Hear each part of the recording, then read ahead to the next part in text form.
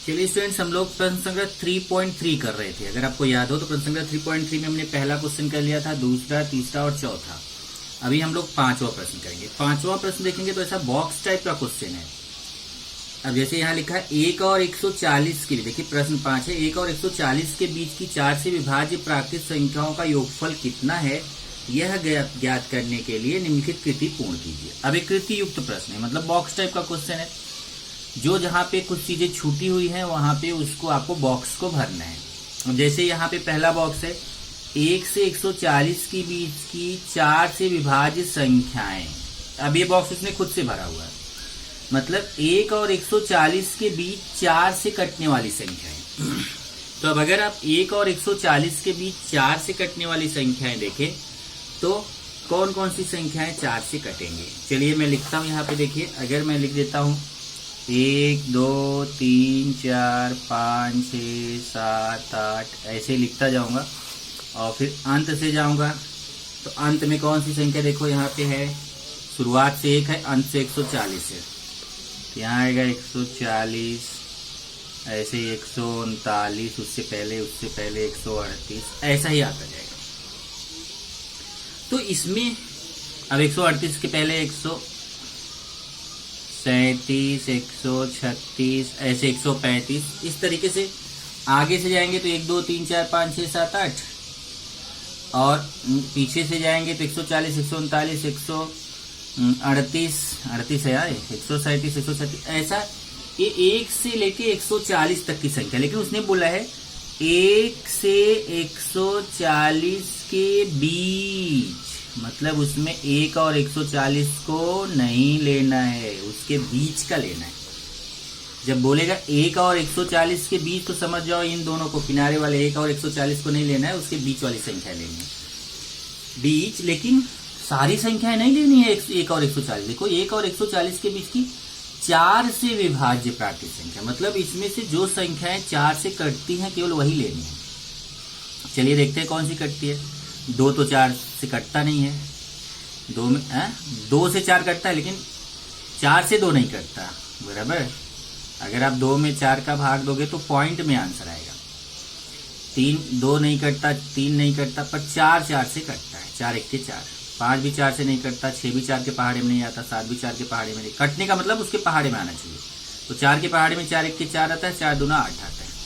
इसी तरीके से आप आगे बढ़ते जाएंगे। 139 में 4 का भाग देंगे नहीं कटेगा, 138 में भी 4 का भाग देंगे तो नहीं कटेगा, 100 भाग देके चेक करना है। 137 में भी 4 का भाग देंगे नहीं कटेगा। 136 ऐसा है जिसमें अगर आप 4 का भाग दोगे तो कट जाएगा। आप ऐसे भाग देके देख सकते हो, 136 भागे 4, 4 तिया 12, 1 6 4 चौक 16 है, देखिए कट गया। मतलब 136 में 4 का भाग जाता है। तो हमें ये देखना है 1 और 140 के बीच जितनी प्राकृत संख्या है उसमें से 4 से कटने वाली संख्याएं कौन सी हैं। तो 4 से कटने वाली संख्या 4 है, 8 है, इसके बाद 12 आएगा, 16 आएगा, ऐसा। और फिर लास्ट से शुरू करेंगे तो 140 को तो लेना नहीं है, 139 4 से कटता नहीं है, 138 भी 4 से नहीं कटता है, 137 भी 4 से नहीं कटता है।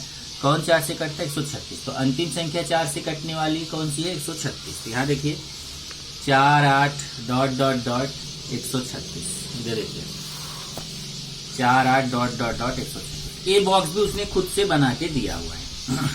अब अगला बॉक्स क्या है? कुल कितनी संख्याएं हैं। मतलब अगर ऐसे हम लिखते जाए तो बीच में भी जैसे 4 के बाद 8 है, 8 के बाद 12 16 ऐसे लिखते जाए 136 तक, तो इसके बीच में कुल कितने पद आएंगे, कुल कितनी संख्याएं आएंगी वो हमें पता नहीं है, उसको पता करना पड़ेगा। तो कुल कितनी संख्याएं हैं अर्थात पदों की संख्या n बराबर कितनी। कितनी मतलब यहाँ क्वेश्चन पूछा है तो यहाँ पे इस वाले बॉक्स में क्वेश्चन मार्क आ जाएगा, क्योंकि उसने बोला n बराबर कितनी। कितनी मतलब निकालना है, निकालना है मतलब क्वेश्चन मार्क। तो देखिए ये मैं यहाँ रेड से लिखा हूँ n बराबर कितना, यहाँ पे क्वेश्चन मार्क। अब अगले बॉक्स में बोला है a का मान कितना, d का मान कितना और tn का मान कितना। ध्यान देना, a का मान कितना है, d का कितना है, tn का कितना है। तो यहाँ से देखेंगे तो a मतलब पहला पद, पहले पद का मान कितना है 4, a का मान 4 हो जाएगा। d का मान मतलब इनके बीच का अंतर है, t2 माइनस t1, 8 में से 4 माइनस करेंगे तो 4 आएगा, तो d का मान भी 4 आ जाएगा। तो a का मान 4 आएगा, d का मान भी 4 आएगा। और tn मतलब अंतिम पद, अंतिम पद कितना है देखो 136, तो Tn का मान 136 हो जाएगा। देखो मैंने यहाँ लिखा है A का मान भी 4, ये पहला वाला पद, D का मान T2 माइनस T1, 8 में से 4 माइनस करेंगे D का मान भी 4 आएगा, और Tn मतलब अंतिम पद का मान कितना है 136 है। अब फिर आगे देखो फॉर्मूला उसने लिख के दिया हुआ है, Tn बराबर A plus n minus 1D। पहले इस सूत्र का हम प्रयोग करेंगे और n का मान पता करेंगे, इसमें कुल कितनी संख्या है, मतलब इसके बीच में कुल कितने पद हैं वो हम पता करेंगे। तो Tn बराबर A plus n minus 1D। अब यहाँ मान रखेंगे, देखो तो पहले Tn का मान रखना है, तो Tn का मान कितना है देखो अंतिम पद, यहाँ मैं इसमें बुक में बताता हूँ, ये देखिए पहले Tn का मान रखेंगे, तो Tn का मान कितना है 136 है, तो Tn की जगह 136 बराबर, फिर A का मान यहाँ बॉक्स बना हुआ है, A का मान आपको लिखना है, तो A का मान कितना है 4, A की जगह 4, फिर प्लस, फिर n का मान मालूम नहीं है, n ऐसे ही रहेगा -1, फिर ब्रैकेट 1, D का मान कितना है 4, तो D की जगह 4। अब ये दोनों बॉक्स खाली थे, इसको भरना था। अब यहाँ देखो डायरेक्ट उसने लिख दिया कि इसके बाद बताओ n का मान कितना आएगा। देखो n बराबर बॉक्स, तो ये देखो इस स्टेप के बाद डायरेक्ट स्टेप दे दिया n बराबर। इसका मतलब हुआ कि हमें n का मान यहाँ कैलकुलेशन करके निकालना पड़ेगा।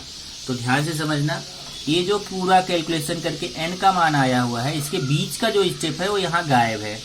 क्यों गायब है? क्योंकि बॉक्स टाइप में बीच के स्टेप गायब कर देते हैं। तो ये बीच का जो स्टेप आएगा उसको मैंने यहाँ समझाया हुआ है। देखिए पहले Tn बराबर A plus n minus 1D, फिर मान रखा गया है Tn का मान 136 बराबर 4 प्लस n माइनस 1 इंटू 4। देखिए अब इसकी ये देखो ये दो लाइन यहाँ है, इसके बाद की जो लाइन है वो कैलकुलेशन यहाँ सिखाया गया। देखिए A 136 बराबर 4, 4 का अंदर गुणा करेंगे, 4 का n से गुणा 4n, 4 का 1 से गुणा 4। आप चाहे तो ये 4 को इधर लेके उस तरीके से भी कर सकते हो, आपके ऊपर है, इधर कैलकुलेशन आप अपनी तरीके से कर सकते हैं। मैंने यहाँ गुणा किया है, 4 का n से गुणा 4n, 4 का 1 से गुणा 4, क्योंकि 4 अंदर जाएगा तो n से भी गुणा करेगा, 4 अंदर जाएगा 1 से भी गुणा करेगा, तो 4 का n से गुणा 4n, 4 का 1 से गुणा 4। अब इधर देखिए ये 4 के सामने प्लस है, ये 4 के सामने माइनस है। देखिए 4 के सामने यहाँ प्लस छिपा हुआ है, 4 के सामने माइनस, तो 4 माइनस 4 ये कट जाएगा, इधर केवल 4n बचेगा, यहाँ 136। अब 4 और n के बीच यहाँ गुणा छिपा हुआ है, 4 उधर जाएगा तो भाग में जाएगा, तो 136 बट्टा 4, ये 4 बट्टे में आ गया, बट्टा मतलब भागा, 136 बट्टा 4, ये 4 भाग में आ गया बट्टे में, यहाँ n बचेगा। अब 136 में 4 का भाग दो, भाग देना आपको आता है, 136 में 4 का भाग देंगे तो 34 आएगा। आप भाग देके चेक करो, 134 में 4 का भाग दोगे तो 34 आएगा, मतलब n का मान कितना आ गया 34। तो यहाँ उसने क्वेश्चन पूछा था n बराबर बॉक्स, n का मान कितना आएगा, तो यहाँ पे हमने रफ वर्क किया। अब आप क्वेश्चन पूछोगे हमें एग्जाम में रफ वर्क करके दिखाना पड़ेगा क्या सर? नहीं, एग्जाम में आपको ये करके दिखाना नहीं, ये आप अपने रफ पे कर लो, मतलब एग्जाम में रफ पेज पे इसको कर लो, करके डायरेक्ट यहाँ n का मान 34 लिख दो, क्योंकि बॉक्स टाइप के क्वेश्चन में बॉक्स भरना चाहिए। अब n का मान जब 34 आ गया, देखिए तब यहाँ पे Sn का फॉर्मूला, Sn बराबर n/2 bracket 2a plus n minus 1D। Sn का फॉर्मूला हो गया n/2 bracket 2a plus n minus 1D। अब यहाँ पे मान रखेंगे, देखिए अब मान रखने के देखिए यहाँ पे S फिर n है, n का मान 34 है तो n की जगह 34 बराबर, फिर n है, n का मान 34 है, देखो n की जगह 34। फिर से चेक करो, ये जो सूत्र है यही सूत्र में यहाँ मान रखा गया है। देखो यहाँ तो पहले s लिखा हुआ है, s लिख दिया, फिर n का मान 34 है, देखो तो n की जगह 34, फिर बराबर, फिर n आ गया, n का मान 34 बटा 2, फिर ब्रैकेट देखो, फिर 2 गुणे ये है तो 2 गुणे a का मान कितना है अपने पास 4 है, फिर प्लस, फिर ब्रैकेट n का मान 34 है, n की जगह 34 माइनस 1, फिर ब्रैकेट देखो बंद है, फिर d का मान भी 4 है तो d का मान यहाँ रख दिया 4। अब इसका पूरा कैलकुलेशन करना है, कैलकुलेशन करके कितना आएगा डायरेक्ट यहाँ बॉक्स में लिखना है। तो देखो इसका कैलकुलेशन मैंने यहाँ पे किया हुआ है, यहाँ देखिए रफ काट करके किया हुआ है। कैसे देख लो, ये 34 में जब 2 का भाग देंगे इसके बाद का स्टेप किया, ध्यान रखना, इसको समझ लो। मैंने ये जो है ना इसके बाद का जो कैलकुलेशन है वो यहाँ किया हुआ, यहाँ देखो लिखा है S34, इधर देखो S34। तो 34 में जब आप 2 का भाग दोगे तो कितना आएगा, 17 आएगा। देखो 17, फिर ब्रैकेट 2 चौक 8 आएगा, फिर प्लस 34 में से एक गया 33 आएगा। देखो 34 में से एक जाएगा 33 और यहाँ गुणा छिपा है 4, 33 गुणे 4, यहाँ पे सॉरी 33 गुणे 4। देखिए फिर से चेक कर लो, 34 में 2 का भाग 17, ये 2 चौक 8, ये 34 में से एक गया 33, यहाँ गुणा छिपा हुआ 4। अब पहले गुणा करेंगे, इधर 33 में 4 का गुणा करोगे तो 132 आएगा। फिर 132 में 8 जोड़ोगे 140 आएगा।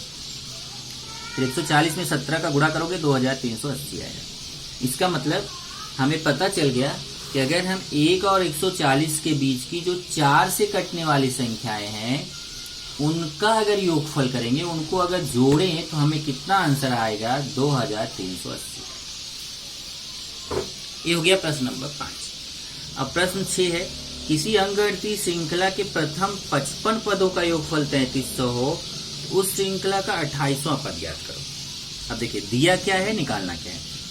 55 पदों का योगफल का मान दिया है। यहाँ देखो उत्तर हल किया गया, अंकगणितीय श्रृंखला के 55 पदों का योगफल। अब देखो जब योगफल आ गया तो S लिखना है, वहां पद आया तो T लिखना है, योगफल आ गया तो S लिखना है। तो 55 पदों का योगफल मतलब S 55 का मान दिया है 3300। देख लीजिए 55 पदों का योगफल, योगफल मतलब S मतलब सम मतलब योगफल। S 55 का मान कितना दिया है, 3300। और हमें निकालना है कि 28वां पद, जैसे nवां पद को Tn बोलते हैं, जैसे 28वां पद को T28 बोलेंगे। जैसे nवां पद रहता है तो Tn बोलते हैं, जैसे 28वां पद है तो T28 का मान निकालना है। तो इसमें हमेशा ध्यान रखो कि जो मान पहले दिया हुआ है हमेशा उसके सूत्र का प्रयोग पहले करो। ये मैथ्स का नियम है, जो मान दिया है उसके सूत्र का प्रयोग पहले करके तब ये जो निकालना है उसके सूत्र का प्रयोग आपको बाद में करना है। अब आप बोलो नहीं सर मैं डायरेक्ट इसी का सूत्र Tn का फॉर्मूला लगा के T28 निकालूं, तो आप निकालना चाहोगे तो आप नहीं निकाल पाओगे। क्यों?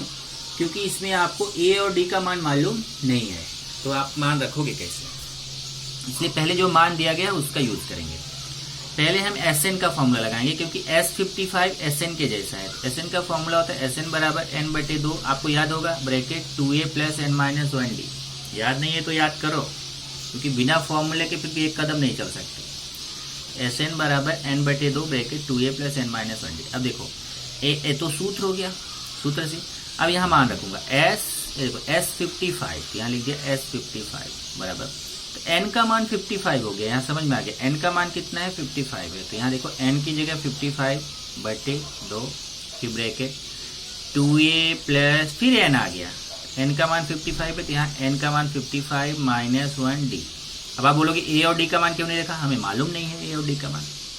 अब चलिए S55 का देखिए ध्यान से, यहाँ S55 का ये पूरा मान 3300 है।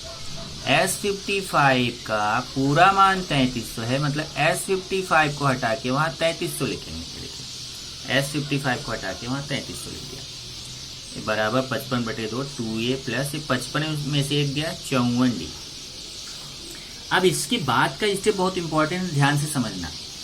ये 3300 बराबर 55/2, यहाँ अंदर से मैं 2 कॉमन लूंगा। अब मैं यहाँ समझा रहा हूँ, वीडियो में ध्यान से समझो, नहीं तो बाद में स्टूडेंट पूछते सर नहीं समझा। यहाँ समझा रहा हूँ, ध्यान से समझो। अंदर ये 2a और 54d, ये देखो 2a में भी 2 का भाग जाता है, 54 में भी 2 का भाग जाता है, ये भी 2 से कटेगा, 54 में भी 2 का भाग जाता है। तो ये पद भी 2 से कटता है, ये भी पद 2 से कटता है, तो दोनों में से 2 बाहर निकाल लेंगे, कॉमन उसको बोलते हैं। इसमें से भी 2, इसमें से भी 2। तो जब उस 2 को हम बाहर निकालेंगे तो 2 का भाग इसमें भी देंगे, इसमें भी देंगे। उस 2 को यहाँ देखिए ऐसा गुणा करके, क्योंकि यहाँ गुणा तो छिपा ही हुआ है, यहाँ गुणा छिपा हुआ है, और इसमें से 2 जब बाहर निकल जाएगा तो उस 2 का भाग इसमें भी होगा, इसमें भी होगा। इसमें 2 का भाग देंगे तो 2 कट के a बचेगा। ध्यान से देखना, 2a में जब 2 का भाग दोगे तो 2 कट जाएगा, a बचेगा। और 54 में जब 2 का भाग दोगे तो 27d। 54 में 2 का भाग देके देखो 27d। तो जब 2 बाहर आप कॉमन लोगे तो 2 का भाग यहाँ पे भी दोगे, यहाँ पे भी दोगे, यहाँ 2 कट के a बचेगा, यहाँ 54 में 2 का भाग दोगे तो 27d बचेगा। तो वही आगे लिखा हुआ है, इधर देखिए 3300 बराबर 55/2, ये 2 को बाहर कॉमन ले लिया, इधर a + 27d। अब यहाँ से ये 2 और 2 कट जाएगा, देखिए ये 2 और 2 कट जाएगा। जब 2 और 2 कट जाएगा तो क्या बचेगा 55, 3300 बराबर 55 ब्रैकेट a प्लस 27। अब यहाँ 55 का गुणा छिपा हुआ है तो इधर आएगा तो 55 का भाग हो जाएगा। ध्यान से देखना, यहाँ ब्रैकेट और 55 के बीच में गुणा छिपा हुआ तो 55 यहाँ भाग में आएगा। 3300 बटे 55, बटे मतलब भागे 55 बराबर a प्लस 27। अब यहाँ 55 से 3300 में भाग देंगे। भाग देना आपको आता है, मैं यहाँ फिर भी आपको सिखा देता हूँ। 3300 में 55 का भाग, तो पहले 11 से मैं काटूंगा। देखो 11 जिससे नीचे काटो उसी से ऊपर, जैसे 11 पचे 55, इधर 11 3 33 1 2 2 0। अब इधर 300, इधर 5, फिर 5 से ऊपर काटो, 5 6 30 60। आप चाहे तो डायरेक्ट 3300 में 55 का भाग दे लो, आपके ऊपर है। उत्तर कितना आया काटने पे 60। ये देखिए इसको काटेंगे तो 60 आएगा और इधर a प्लस 27 तो इसको पहले लिख दिया और इधर काटने के बाद जो आया उसको बाद में लिख दिया। a प्लस 27 को पहले लिख दिया। आप बोलो सर अगर इसको पहले लिखें चलेगा, नो प्रॉब्लम, आप 60 को पहले लिख दो, a प्लस 27 को बाद में, उससे कोई फर्क नहीं। इसको मैंने पहले लिख दिया और इसको काटने के बाद 60 आया, उसको बाद में देखिए यहाँ पे काटने के बाद 60 आया। इसको समीकरण 1 कर दिया। अब हमें क्या निकालना है, अब हमें 28वां पद निकालना है। तो आप जानते हैं nवां पद tn का सूत्र होता है a plus n minus 1d। 28वां पद t 28, n की जगह अब 28 हो गया। चेक करो, n की जगह 28, यहाँ a प्लस n का मान 28 है तो n की जगह 28, फिर -1, फिर ब्रैकेट बन d, क्योंकि a और d का मान तो मालूम नहीं है, तो n का मान 28 मालूम है तो यहाँ n की जगह 28 रख दिया। अब यहाँ देखिए a ध्यान से समझना, a प्लस 28 में से एक गया 27d, a प्लस 28 में से एक गया 27d। अब ध्यान से देखना, ये जो a प्लस 27d है इसका मान हमें यहाँ पता है। पूरे ये इंपॉर्टेंट स्टेप है, ध्यान से समझो। ये पूरे a प्लस 27d का मान 60 है। ये पूरे a प्लस 27d का मान 60 है। तो देखिए पूरे a प्लस 27d की जगह पे हम 60 रख देंगे। इस तरीके से 28वें पद का मान कितना आ गया 60। तो उत्तर लिखेंगे, यहाँ देखो लिख दिया समीकरण 1 से, मतलब 1 से हमें पता चल गया a प्लस 27d की जगह हम 60 लिख सकते हैं। तो यहाँ देखो a प्लस 27d की जगह 60 लिख दिया। 28वें पद का मान कितना आ गया 60। प्रश्न 7 देखेंगे, किसी अंकगणितीय श्रृंखला के 3 क्रमिक पदों का योगफल 27 तथा उनका गुणनफल 504 है तो वे पद ज्ञात कीजिए। और यहाँ ब्रैकेट में लिखा है 3 क्रमिक पद आपको कैसे लेना है। एक पहला पद a माइनस डी लेना है, दूसरा a लेना है, तीसरा a प्लस डी लेना है। इस तरीके से लेके आपको a और d का मान निकालना है, फिर उसको यहाँ पे रख दोगे तो आपको तीनों पद मिल जाएंगे। मतलब अंकगणितीय, ध्यान से सुनो, अंकगणितीय श्रृंखला के कितने पद लेने हैं 3 पद। तो तीनों पद कैसे लेना है, पहले पद को a माइनस डी मानो, दूसरे पद को a मानो, तीसरे को a प्लस डी मानो। फिर जैसा इसमें प्रश्न में दिया है, प्रश्न में दी गई शर्त के अनुसार a और d का मान निकालो। जब a और d का मान निकल जाए तो उसको इन तीनों जगहों पे रख दो तो आपको पहला पद मिल जाएगा, दूसरा पद मिल जाएगा, तीसरा पद मिल जाएगा। तो चलिए पहले माना अंकगणितीय श्रृंखला के 3 क्रमिक पद क्या क्या है। पहला a माइनस डी पद है, दूसरा a है, तीसरा a प्लस डी। पहला पद हो गया देखो a माइनस डी, दूसरा a, तीसरा a प्लस डी। अब क्वेश्चन आएगा कि क्या एग्जाम में ये दिया रहेगा। अगर नहीं दिया है तो इसको याद करो कि 3 क्रमिक पद आपको लेने तो ऐसे लेने, a minus D, a plus D. Okay, और दिया है तो अच्छी बात है, अभी इसमें बुक में दिया हुआ है। तो ये 3 पद हो गए। अब पहली शर्त ध्यान से सुनो, पहली शर्त क्या है, अंकगणितीय श्रृंखला के 3, ध्यान से क्वेश्चन पढ़ो, 3 क्रमिक पद जो है उनका योगफल 27 है। योगफल मतलब उनको जोड़ने पे 27 आएगा। फिर देखिए ये पहला पद, दूसरा पद, तीसरा पद, तीनों को जोड़ेंगे।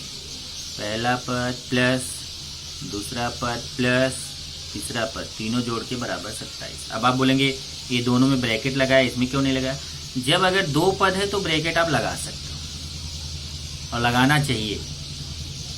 आगे देखो मैंने ब्रैकेट खोल दिया, a minus D plus a plus, देखो a minus D plus a plus D 27।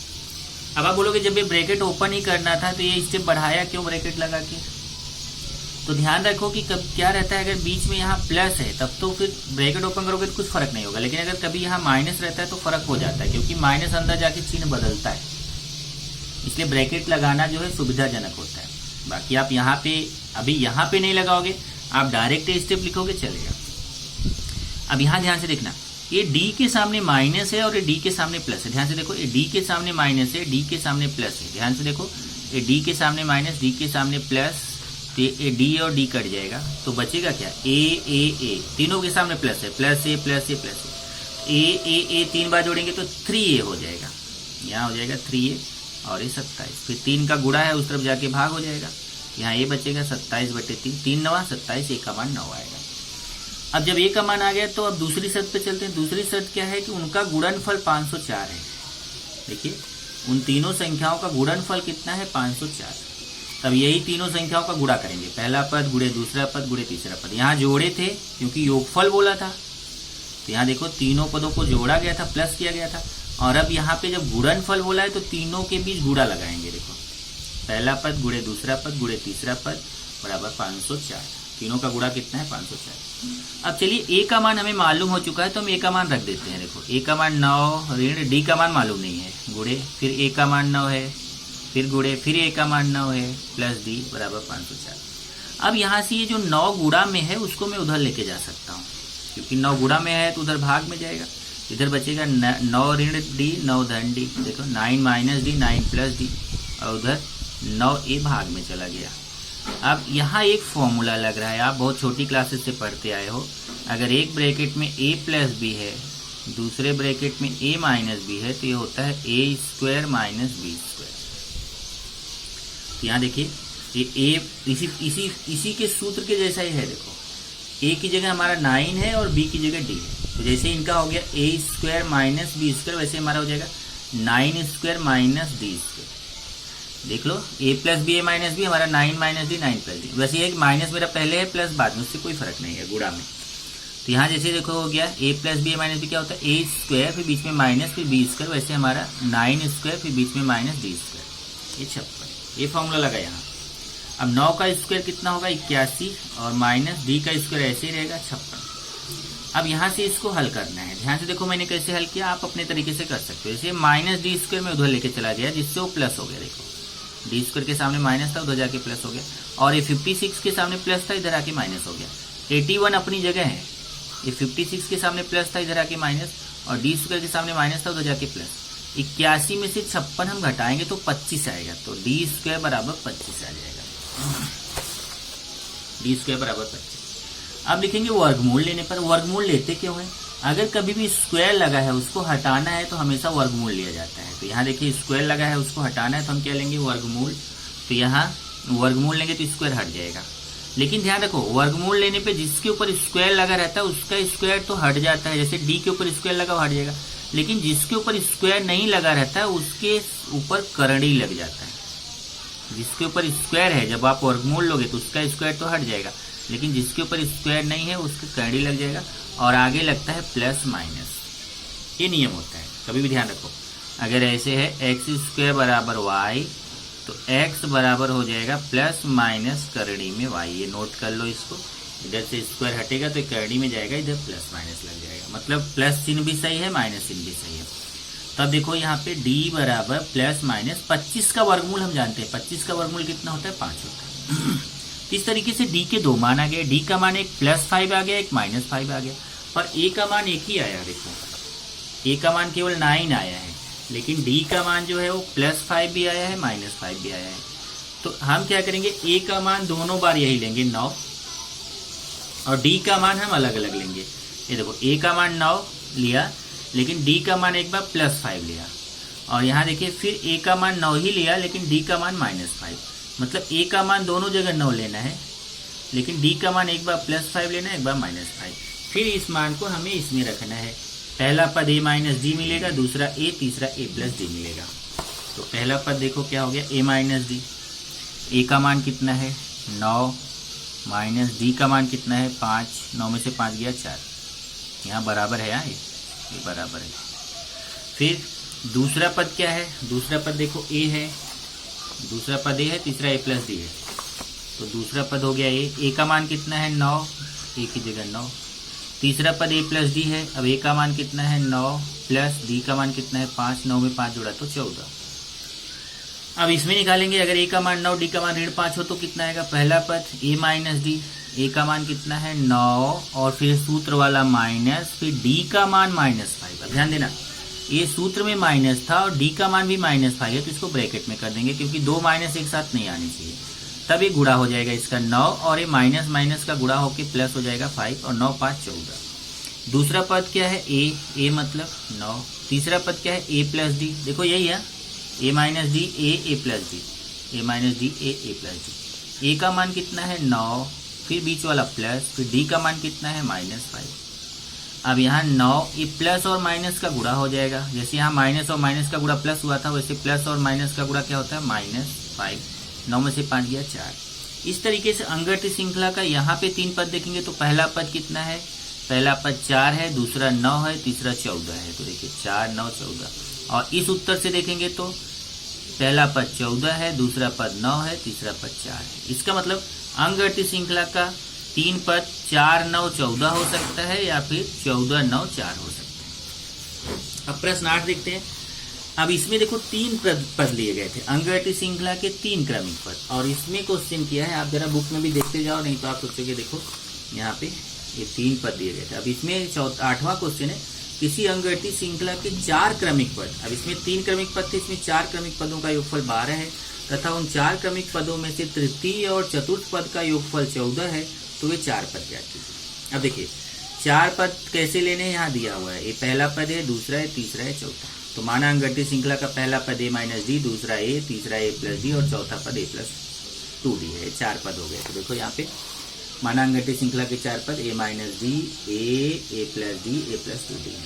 अब इसमें भी 2 शर्त दिया है, जैसे वहां 2 शर्त दिया था वैसे यहाँ पे भी दिया। पहली शर्त क्या है कि उनके क्रमिक पदों का योगफल 12 है। वो जो चारों के चारों क्रमिक पद हैं उनको जोड़ेंगे तो 12। तो जैसे पहली बार जोड़ा था देखो ये पहला पद प्लस, दूसरा पद प्लस, तीसरा पद प्लस, चौथा पद, और ये चारों जोड़ के कितना 12 बराबर 12। अब ब्रैकेट ओपन कर दिया, ये पूरा ऐसे ही लिख दिया।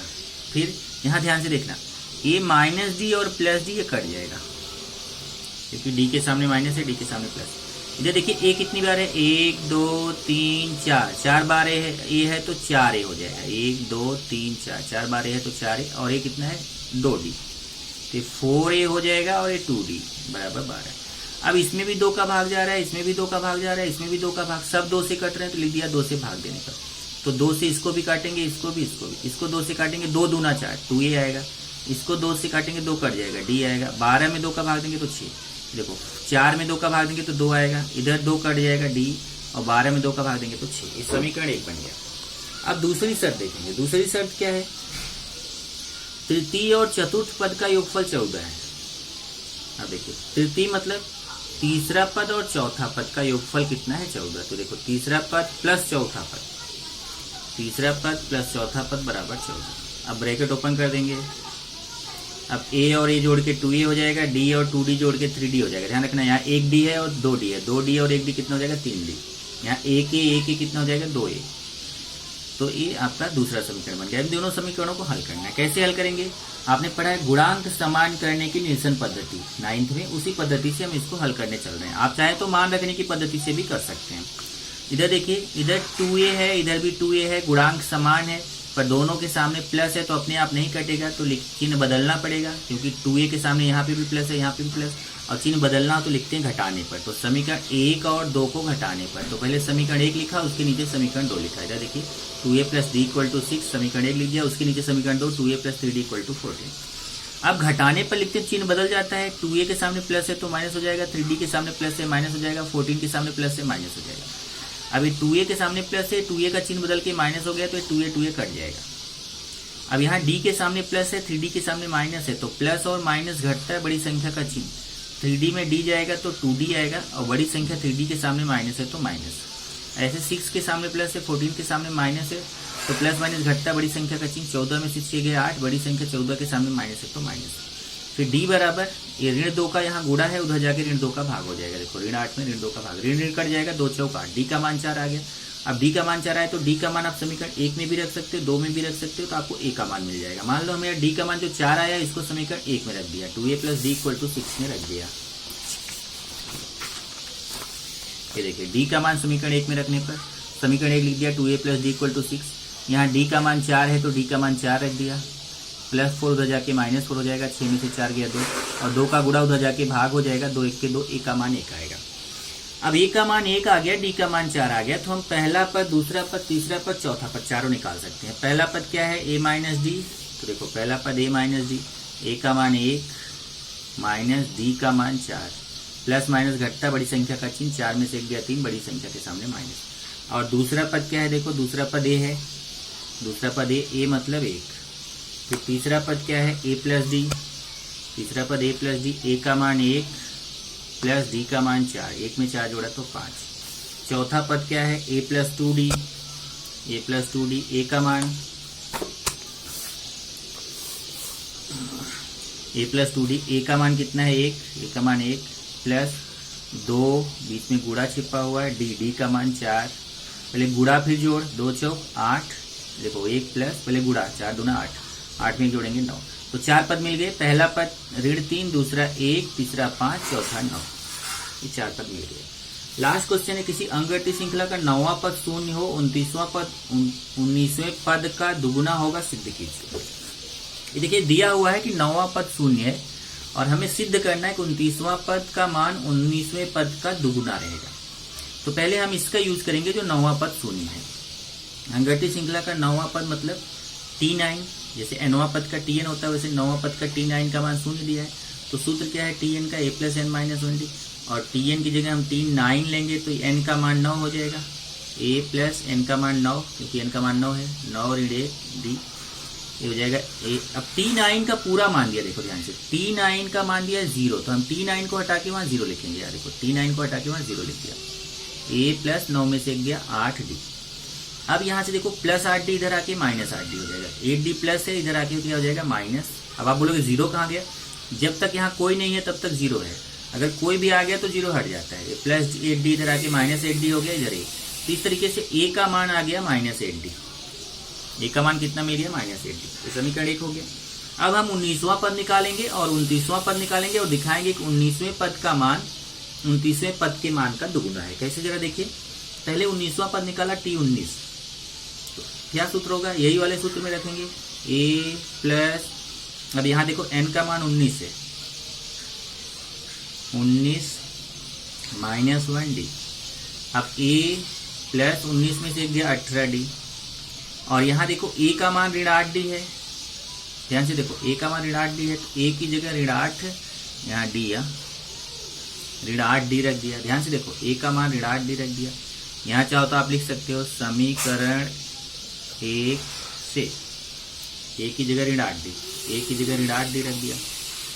अब ये माइनस प्लस घटता है बड़ी संख्या का चिन्ह, 18d में 8d जाएगा तो 10d आएगा, तो T19 का मान 10d आ गया। इसी तरीके से T29 निकालेंगे 29वां पद, तो n की जगह 29 रखेंगे, देखो यहाँ n की जगह 29, a प्लस 29 माइनस 1d हो जाएगा, देखिए a plus 29 minus 1d, a plus 29 में से 1 गया 28d। अब यहाँ पे भी देखो a का मान ऋण 8d है, तो a की जगह ऋण 8d रख दिया, और 28d यहाँ पे भी लिख सकते हैं समीकरण 1 से। अब 28d में 8d जाएगा तो 20d आएगा, देखो 28d माइनस 8d 20d, तो T19 का मान 10d आ गया, T29 का 20d आ गया। अब आगे करो, देखो T29 बराबर 20d को हम ऐसे लिख सकते हैं 2 गुणे 10d, ध्यान से देखो 20d को आप 2 गुणे 10 लिख सकते हो ना, 20 को 2 गुणे 10 लिख सकते हो, इधर आ गया 2 गुणे 10d, 10d मतलब T19, 10d मतलब T19, तो 10d की जगह T19 लिख दिया समीकरण 2 से। इसका मतलब देखो T29 मतलब 29वां पद, T19 मतलब 19वें पद का दुगुना है, 29वां पद 19वें पद का दुगुना, 2 का गुणा है दुगुना है, तो इस तरीके से 29वां पद या 19वें पद का दुगुना है। इस तरीके से आपका ये प्रश्न संग्रह खत्म हो जाता है।